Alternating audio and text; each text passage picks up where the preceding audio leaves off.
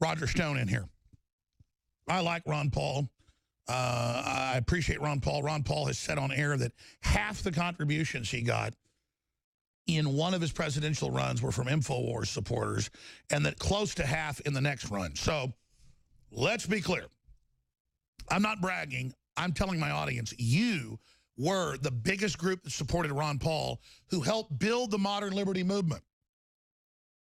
And I supported Senator Rand Paul to run for the Senate and was his biggest supporter. And he said on air that early on, most of his support was from us in Kentucky. He only comes on when he calls and wants on because his staff thinks it's Alex Jones. And oh my gosh, he has to call. When he comes on, he calls us. I don't even care. It's a U.S. senator. I like him for his policies. Our listeners would rather us play some YouTube video of an average person. You understand, like, Rand Paul's lucky to come on this show. They all are. And I'm not knocking them, but folks are sick of senators. They're sick of congressmen. They're sick of presidents. What they want is results. Now, that said, Ron Paul's on here. He's a good guy. And he's like, Alex, you sound like a neocon. You sound like a warmonger saying North Korea is a threat. And, oh, stop saying they got a bomb and stop saying they're threatening. That's neocon propaganda. And I'm like, listen, I'm just putting out the other side because this is North Korea. This is a really bad guy. This is a serious oppressor. I was against the Iraq war. I was against the Syria war. I've been against the Libya war. I've been against it all. Having the CIA experts on, exposing it all. Literally getting the attack because I'm doing it. Trying to stop the Arab Spring. But then to just say, you're a neocon. Because I'm like, listen, I get we've got neocons, we got warmongers and blah, blah, but North Korea, I don't want war, but they've got a role to play. They're doing some bad stuff. And there's this thought thing politically where, no, they're not. And then callers call in and say, I don't want to ever hear Ron Paul on again. Or Jay calls in and starts going, Alex, you are changing your views on things. No, I'm not. Why is everything so polarized?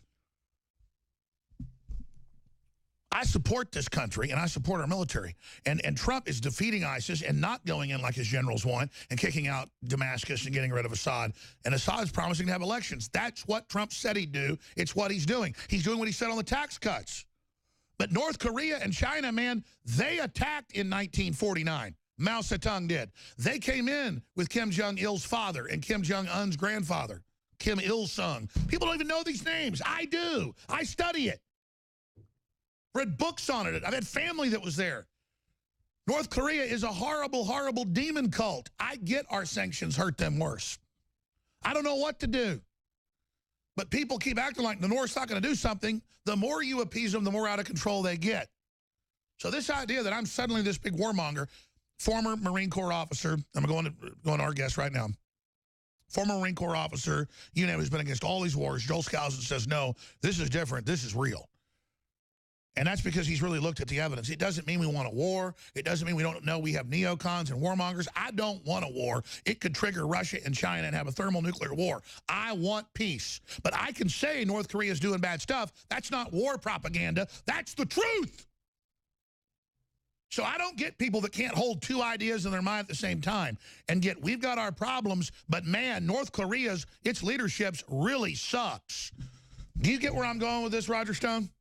Yes, indeed. I most certainly am. Okay, I understand that President Trump is forced to deal with the hangover, the loose ends from 40 years of adventurous neocon policies, which unfortunately have created a large number of people in the world who hate our guts.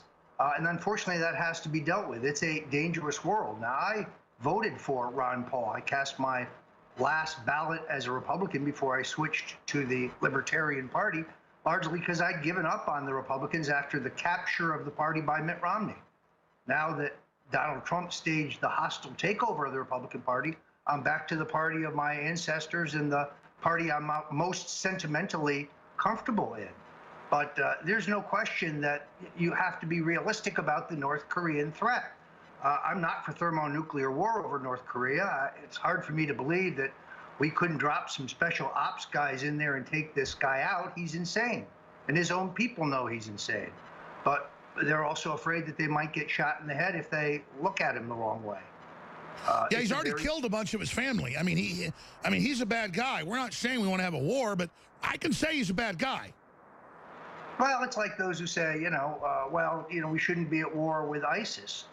There's a difference between boots on the ground and deep incursions and using all of this very expensive technology that we've paid for with our tax dollars and a drone program. I do think that you have to recognize that George Bush and Hillary Clinton and Barack Obama left us an existential ISIS threat. It has to be dealt with in the most limited but effective way possible. Trump has vowed to crush ISIS, and I believe he will. And I support him getting rid of the project of the globalists and the EU and the rest of it, the whole Arab Spring. Thank God he's stopping that whole program that meant to collapse the Middle East and roll them into Europe and the rest of the world for an Islamic invasion that they could then use to take our liberties. I think he's doing a great job. Jay, there's your response. I agree with what Roger Stone just said. And that actually brings up a good point, because he said, you basically said send in special forces, which is basically what happened since the 60s, since JFK, which, if you're saying that you're not a neocon and you're not touting that agenda, you basically just agreed with assassination of a leader. So a second point that I want to bring up is the relation from the occult. Well, that was Roger saying that, but I want to say this. I don't like regime change, and I say don't even go to Venezuela. That's their problem. But I'm not going to cry if Kim Jong-un, that little demonic twerp, ends up breaking his neck. Well, and the alternative, of course, is some military action, some aerial action in which millions could die, theoretically. Well, let me just say this. Nobody that wants to just say we're neocons, because it's fun to say, and then the mighty have fallen, and all the rest of it. Explain to me what we're supposed to do about North Korea, because he's firing missiles over Japan. He's saying, imminent attacks on the mainland. He's going to test hydrogen bombs. He's threatening to blow up South Korea. I mean, he's got a gun pointed at us saying he's going to use it. And, of course, you're going to say, well, that's not what he's really saying. No, I've gone and read what they're actually saying. So I think what needs to actually happen is people need to be aware of, and